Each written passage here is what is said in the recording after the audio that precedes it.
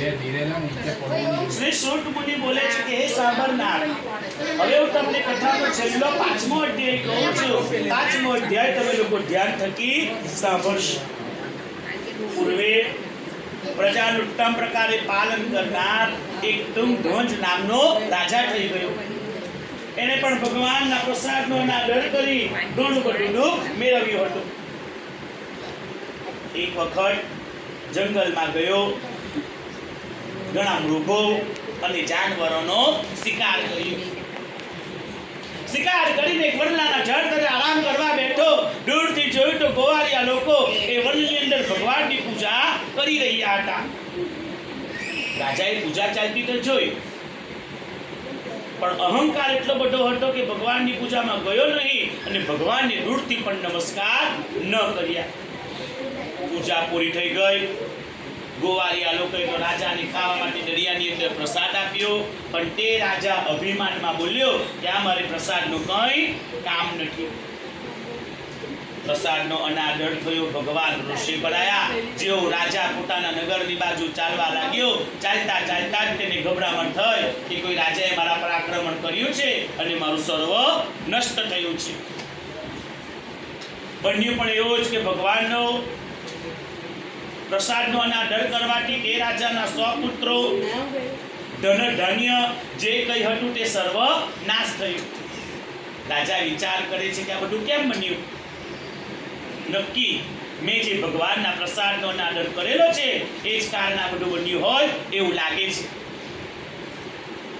બધા ગોવાળિયાઓને ભેગા કર્યા. એ જ ભૂમિ ઉપર બેસી શ્રદ્ધા રાખીને રાજાએ ભગવાનની પૂજા પૂરી કરી. પ્રસાદની માફી માંગી. રાજાએ ભગવાનનો પ્રસાદ ગ્રહણ કર્યો.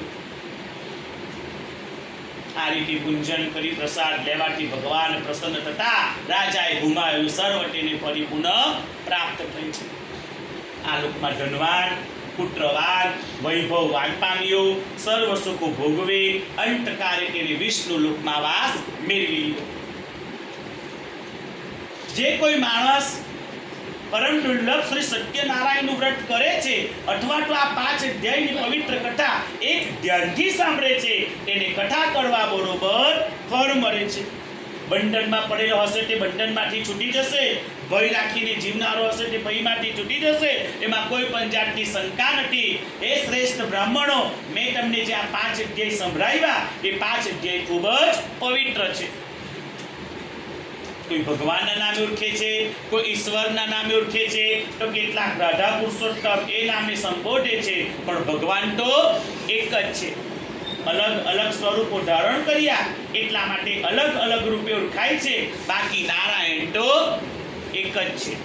જે કોઈ માણસ કળિયુગની ધરતી ઉપર આ 5 અધ્યાય એક ધ્યાન રાખીને સાંભળશે, તેના અત્યાર સુધીના કરેલા જે કંઈ પાપ કર્મ હશે એ કથા સાંભળતાની સાથે દૂર થશે.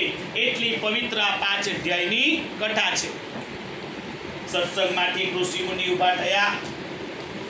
સૂત મુનિને પૂછ્યું, તમારા મુખેથી આ 5 અધ્યાયની કથા તો અમે સાંભળી, પણ આ 5 અધ્યાયની અંદર જેને જેને ભગવાનના વ્રત કરેલા છે એ લોકોના અવતાર કયા બન્યા, એ અવતાર આજે અમારે સાંભળવા છે.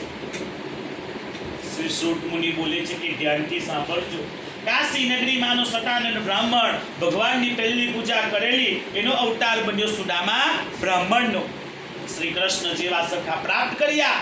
અંતકાલે સુદામાએ મોક્ષ મેળવી લીધો.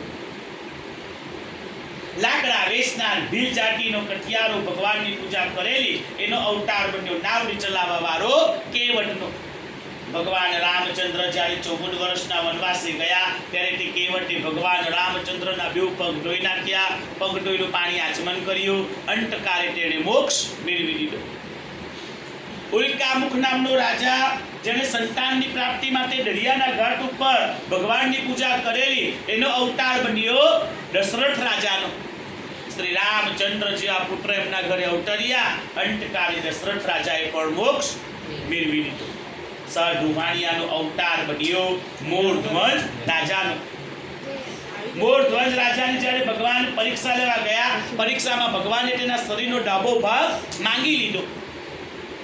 કરવટ વડે મોરધ્વજ રાજાએ પોતાનું ડાબું અંગ ચીરી નાખ્યું. ચીરેલું અંગ ભગવાનના ચરણમાં મૂકી મોરધ્વજ રાજાએ પણ મોક્ષ મેળવી લીધો. છેલ્લે 5મા અધ્યાયમાં જંગલમાં જે તુંગધ્વજ રાજાએ પ્રસાદનો અનાદર કરેલો એનો અવતાર બન્યો મનુ રાજાનો. મનુ રાજાએ પોતાની પ્રજાને સારા સંસ્કાર આપ્યા, સારા રસ્તા બદલાવ્યા. છેવટે મનુ રાજાએ પણ મોક્ષ મેળવી લીધો. ઇતિ છે સ્કંદ પુરાણના 9મા ખંડમાં ભગવાનની કથાનો છેલ્લો 5મો અધ્યાય પૂરો થયો. શ્રી સત્યનારાયણ